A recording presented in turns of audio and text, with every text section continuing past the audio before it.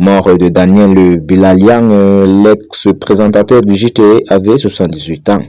Ce jeudi 15 mai 2025, Daniel Bilalian, présentateur phare des journaux de France Télévisions dans les années 80 et 90, est décédé à l'âge de 78 ans, de suite d'une maladie. Le monde de l'audiovisuel est en deuil. Ce jeudi, Daniel Bilalian a rendu son dernier souffle à l'âge de 78 ans, comme le rapporte Paris Mathieu. Le journaliste est décédé de suite d'une maladie, a précisé sa famille à l'AFP.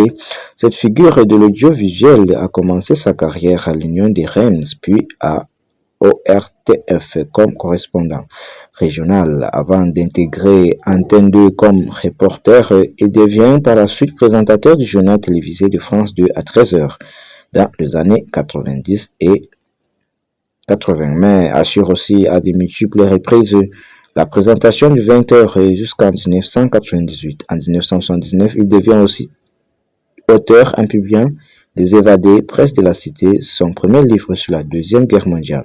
Au début des années 2000, l'homme de médias devient directeur de sport de France Télévisions jusqu'en 2016, après avoir quitté la société des programmes. Il était devenu consultant notamment pour Le Figaro ou encore Le Point. Daniel Bilalian laisse derrière lui sa dernière épouse depuis 5 ans, Frédéric Renimel Bilalian, mais aussi une fille, Marguerite, née en 1975 de son union avec Christine de Précigout. Quelques minutes après la triste nouvelle, son ancien collègue Patrick Chen lui a rendu hommage extrait touché par la disparition de Daniel Bilalian. J'appréciais son élégance et son humour très british. Quand j'ai présenté le 13h, il présentait le 20h. Ça crée des liens. Rip, cher Daniel, peut-on lire, comme le rapportait Libération en mai 1800. En 1918, la passion pour le journalisme de Daniel Bilalian est née grâce à son père arménien, Grigor, propriétaire d'un magasin de chemises et d'ailleurs rue Lamartine à Paris, et passionné de politique.